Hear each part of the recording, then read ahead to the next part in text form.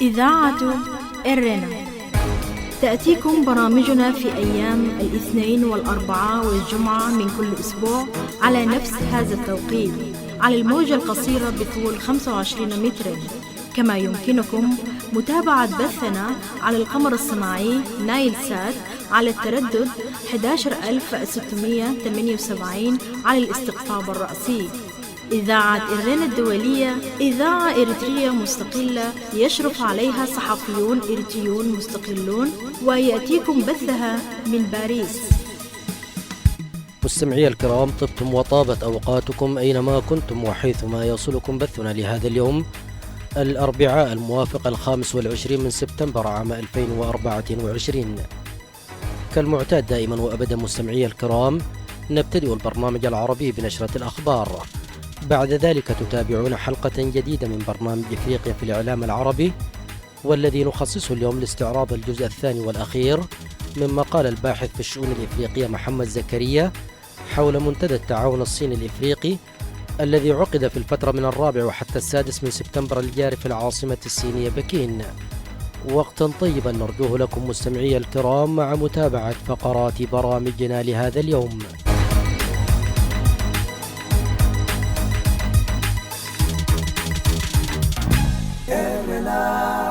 المستمعون الكرام، فيما يلي أقدم لكم نشرة الأخبار أبتدئها بالعناوين. وزراء خارجية إريتريا والصومال ومصر يعقدون اجتماعا على هامش دورة الجمعية العامة 79 في نيويورك. مصر ترسل سفينة عسكرية إلى الصومال محملة بالأسلحة والمعدات العسكرية، وأثيوبيا تعرب عن قلقها خشية وقوع الأسلحة في أيدي الإرهابيين. وجيبوتي تقترح على حكومة جنوب السودان خدمة موانئها لتصدير النفط. كانت تلكم سيداتي سادتي عناوين الأخبار، وإليكم التفاصيل من إذاعة إرنا الدولية في باريس. عقد وزراء خارجية إريتريا ومصر والصومال اجتماعا على هامش مشاركتهم في اجتماعات الدورة 79 للجمعية العامة للأمم المتحدة بنيويورك.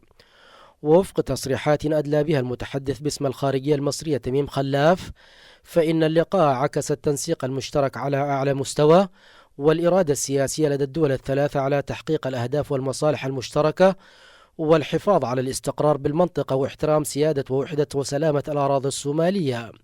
وأكد وزراء خارجية مصر والصومال وإريتريا مواصلة التنسيق والتعاون بشكل وثيق في القضايا ذات الاهتمام المشترك خلال المرحلة المقبلة، بما يصب في مصلحة الشعوب الثلاثة على ضوء ما يربط الشعوب والحكومات الثلاثة من صلات أخوة وصداقة، فضلا عن تناغم الرؤى والمواقف وفق ما ذكر البيان. استقبل ميناء مقديشو الصومالي الاثنين سفينة شحن عسكرية قادمة من مصر محملة بأسلحة ومعدات عسكرية شملت المدفعية الثقيلة والأسلحة المضادة للدبابات وناقلات جند مدرعة. وبحسب ما نقلت وسائل الإعلام الصومالية، تم تفريغ الشحنة تحت حراسة أمنية مشددة مع إغلاق الميناء مؤقتا أمام حركة المرور التجارية لتسهيل عملية النقل. فيما قال المتحدث باسم الخارجية المصرية في بيان إنه في إطار دعم مصر لمساعي الصومال الشقيقة لتحقيق الأمن والاستقرار ومكافحة الإرهاب وصون سيادتها ووحدة وسلامة أراضيها، فقد وصلت إلى العاصمة الصومالية مقديشو شحنة من المساعدات العسكرية المصرية للجيش الصومالي بهدف دعم وبناء قدراته.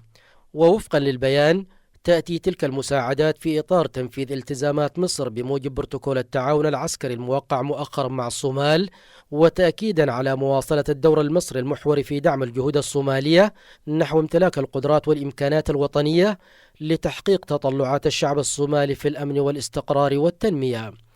وتعتبر شحنة الأسلحة والمعدات العسكرية التي وصلت إلى الصومال الاثنين الماضي هي الأكبر من نوعها منذ رفع الأمم المتحدة حظر الأسلحة عن الصومال في ديسمبر العام 2023. يذكر أن مصر كانت قد أرسلت في 28 من أغسطس الماضي طائرتين عسكريتين محملتين بالأسلحة والمعدات العسكرية، وهو ما اعتبرته أثيوبيا تواطؤا صوماليا مع جهات أجنبية تسعى لزعزعة الاستقرار في المنطقة. وتأتي هذه الشحنة بعد يوم من انتقاد الحكومة الصومالية لأثيوبيا لسماحها بمرور شحنات عسكرية من حدودها إلى إقليم بونتلاند، وسط توتر متصاعد بين القاهرة وأديس أبابا عقب توقيع مصر والصومال بروتوكول تعاون دفاعي في أغسطس الماضي. وفي أول تعليق لأثيوبيا على وصول شحنة الأسلحة إلى الصومال، أعرب وزير الخارجية الأثيوبي تاي أصقسلاسي عن قلقه من أن إمداد الذخائر من قبل ما أسماها قوة خارجية من شأنه أن يزيد من تفاقم الوضع الأمن الهش وينتهي به الأمر في أيدي الإرهابيين في الصومال. اقترحت جيبوتي على حكومة جنوب السودان تقديم خدمات موانئ خاصة لصادرات النفط.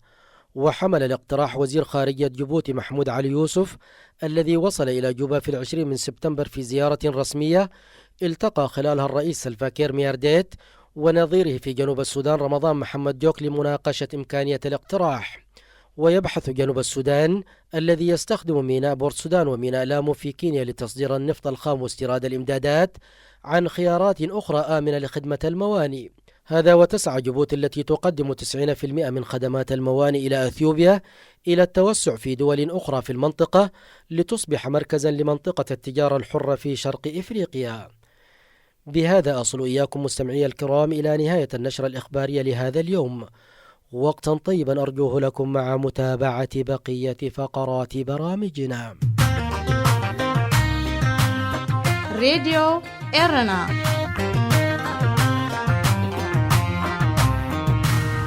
مستمعي الكرام ومستمعات الكريمات، كما نوهنا في بداية البرنامج تتابعون فيما يلي الجزء الثاني والأخير مما قال الكاتب محمد زكريا حول منتدى التعاون الصيني الإفريقي، وهل القروض الصينية تعتبر فرصة أم تهديدا، وذلك ضمن حلقة إفريقيا في الإعلام العربي لهذا الأسبوع. نرجو لكم طيب المتابعة. إذاعة إرينا، صوت مستقل لإريتريا. أهلا بكم مجددا مستمعي الكرام ومستمعات الكريمات إلى حلقة اليوم من برنامج إفريقيا في الإعلام العربي، والتي نستكمل فيها ما بدأناه في الحلقة الماضية حول موضوع شراكة الصين وإفريقيا، وهل تعتبر القروض الصينية تهديدا أم فرصة للتنمية، وذلك من خلال استعراضنا لما قال الباحث في الشؤون الإفريقية الاقتصادية والاجتماعية محمد زكريا. وكنا قد تناولنا في حلقة الأسبوع الماضي مستمعي الكرام ومستمعات الكريمات أهمية القمة في تعزيز العلاقات السياسية والاقتصادية والثقافية وتوفير إطار منظم لمناقشة مجموعة واسعة من القضايا المشتركة مثل التجارة والاستثمار وتطوير البنية التحتية ونقل التكنولوجيا وبناء القدرات، بالإضافة إلى وعود الاستثمارات في المشاريع الضخمة وضخ المليارات الصينية في مشاريع البنية التحتية، والتخوفات من تبعيات هذه القروض من جعلها فخا لاستحواذ الصين على أصول المشروعات التنموية في حالة العجز عن السداد. كما تطرقنا إلى مساعي الصين لكسب الموقف والتأييد السياسي لدول القارة الإفريقية في المحافل الدولية فيما يتعلق بسياساتها ومواقفها التي لا تنسجم مع مواقف الغرب في كثير من القضايا والملفات، من خلال تقديمها قروضا مرنة وميسرة وغير مشروطة بإصلاحات نظم اقتصادية من سياسة تقشف أو خصخصة مؤسسات عامة أو المطالبة بإصلاحات سياسية أو غير ذلك من الشروط التي يفرضها المجتمع الغربي وعلى رأسهم الولايات المتحدة، إذ يرى فيها كثير من القادة الأفارقة تدخلا في السيادة الوطنية لدولهم ويعتبرونها قيودا مكبلة وغير جاذبة، وأنهم مضطرون لقبولها في حال الضرورة فقط. راديو إيرنا. راديو إيرنا كاب كتما باريس محلالف بإرتوران غازت إنياتا زدالو نتا راديو.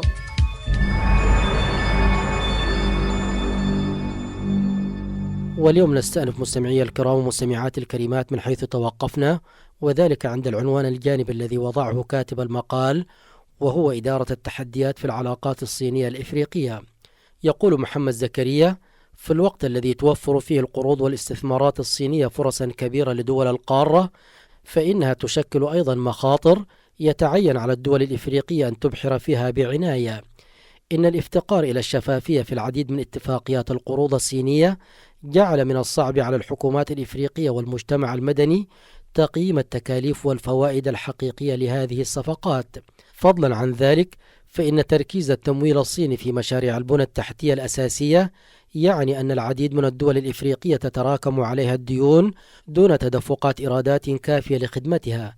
عند هذه النقطة تتقاطع معضلة قروض المؤسسات الدولية ذات الفوائد المرتفعة والمركبة، وعلى الرغم من بذل الصين بعض الجهود لمعالجة هذه المخاوف لم تزل تشكل خطرا قائما. ففي قمة 2024 تعهدت بكين بالتنازل عن القروض الخالية من الفوائد لأقل الدول الإفريقية نموا بحلول نهاية العام، وتوفير تمويل إضافي لدعم مشاريع التنمية الخضراء والبنية الأساسية. تهدف هذه المبادرة إلى إظهار التزام الصين بشراكة أكثر استدامة ومفيدة للطرفين في إفريقيا.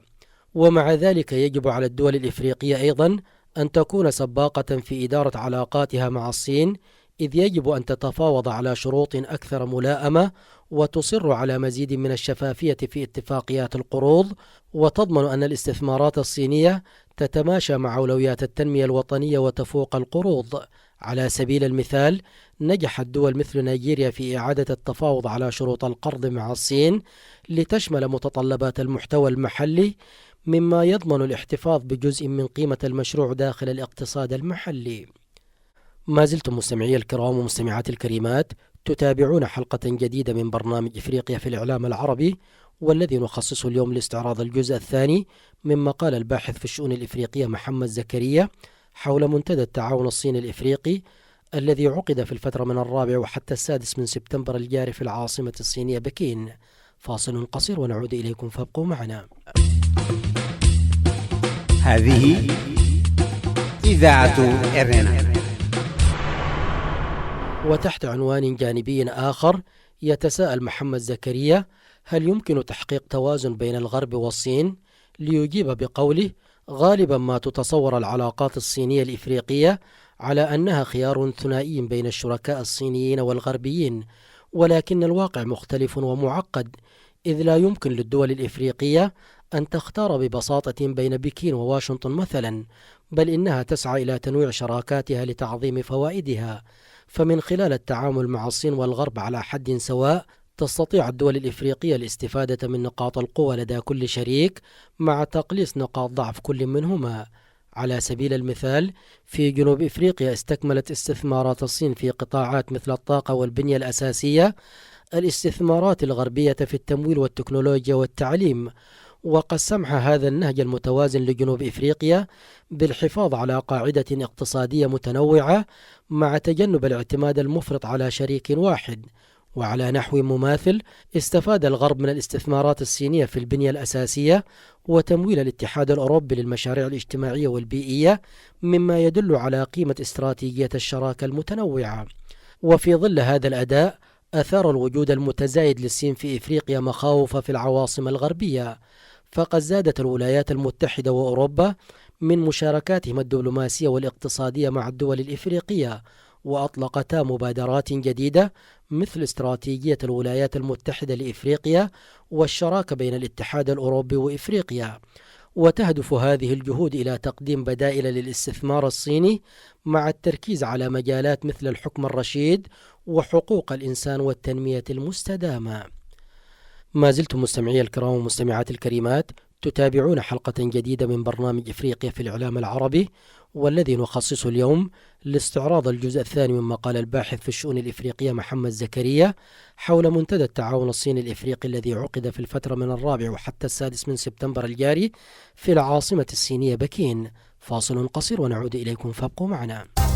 إذاعة إرينا، صوت مستقل لإريتريا. وفي سؤال آخر: ما المسار البراغماتي للشراكات الإفريقية الدولية؟ يقول محمد زكريا: مع انعقاد قمة الصين وإفريقيا عام 2024 تتضح الفوائد النسبية لتوسع التعاون الصيني في إفريقيا بشكل متزايد. فعند تقييم العلاقة المتطورة بين الصين وإفريقيا يتضح أن نهج الصين على الرغم من بعض المخاوف يقدم فوائد أكثر براغماتية وملموسة للدول الإفريقية مقارنة بنظرائها الغربيين. ففي الوقت الذي تركز فيه الاستثمارات الصينية على تطوير البنية التحتية الأساسية والتنمية الصناعية والتجارة، فإن السياسات الغربية تأتي غالبا بشروط تقوض السيادة الوطنية وتحد من الاستقلال الاقتصادي. لنأخذ مثالا من البرامج الغربية كقانون النمو والفرص في إفريقيا المعروف اختصارا AGOA، الذي ثبت أنه محفوف بمخاطر الاستبعاد والشروط التي تعكس أجندة غربية أكثر من كونه تعاونا حقيقيا. فبموجب هذا القانون استبعدت دول مثل أوغندا ليس بسبب إخفاقات اقتصادية أو حكومية، ولكن بسبب سياساتها الداخلية بشأن القضايا الاجتماعية التي تتعارض مع تفضيلات السياسة الخارجية. هذه الممارسات لا تقوض مبادئ السيادة فحسب، بل تحد أيضا من قدرة الدول الإفريقية على رسم مسارات التنمية الخاصة بشكل مستقل. وعلى نحو مماثل، كثيرا ما تعكس ممارسات الاتحاد الأوروبي ممارسات الولايات المتحدة، حيث تربط المساعدات والفوائد التجارية بالامتثال للمعايير السياسية والاجتماعية التي لا تتوافق دائما مع أولويات أو السياقات الثقافية للدول الإفريقية.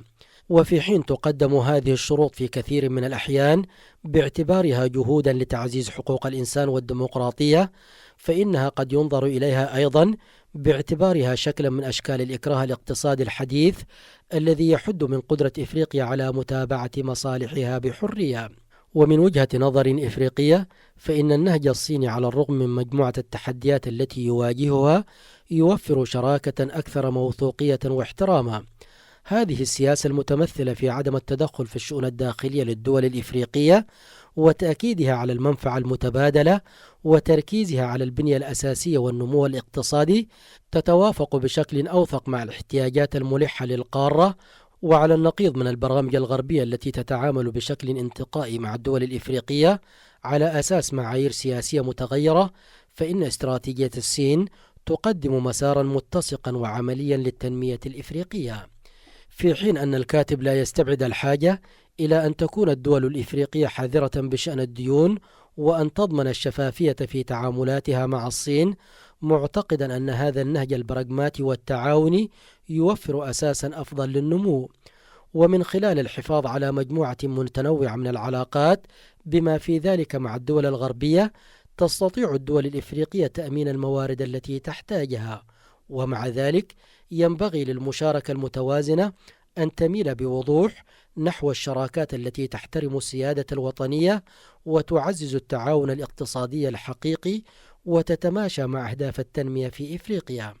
وفي الختام يقول محمد زكريا: لا أخفي تأييدي إقامة علاقات أوثق مع الصين على حساب الدول الغربية التي غالبا ما تعطي ممارساتها مثل تلك التي نراها في قانون النمو والفرص في إفريقيا واتفاقيات أوروبية مماثلة الأولوية فيها لمصالحها الجيوسياسية على سيادة إفريقيا والتنمية المستدامة. وينبغي للدول الإفريقية أن تستفيد من استعداد الصين للاستثمار بكثافة في البنية الأساسية والتنمية دون الشروط التقييدية التي تميز الكثير من مشاركة الغرب مع القارة. هذه إذاعة إرنا. استمعتم فيما مضى سيداتي سادتي إلى حلقة اليوم من برنامج إفريقيا في الإعلام العربي. في ختام البرنامج العربي لهذا اليوم أعود وأذكر بعناوين الأخبار. وزراء خارجية إريتريا ومصر والصومال يعقدون اجتماعا على هامش دورة الجمعية العامة 79 للأمم المتحدة في نيويورك. مصر ترسل سفينة عسكرية إلى الصومال محملة بالأسلحة والمعدات العسكرية، وأثيوبيا تعرب عن قلقها خشية وقوع الأسلحة في أيدي الإرهابيين. وجيبوتي تقترح على حكومة جنوب السودان خدمة موانئها لتصدير النفط. بهذا أصل إياكم مستمعي الكرام إلى ختام البرنامج العربي لهذا اليوم. تقبلوا تحياتي وتحيات الزملاء في إذاعة إرنا الدولية من باريس، وحتى نلتقيكم في البرنامج القادم في أمان الله. إذاعة إرينا، صوت مستقل لإريتريا.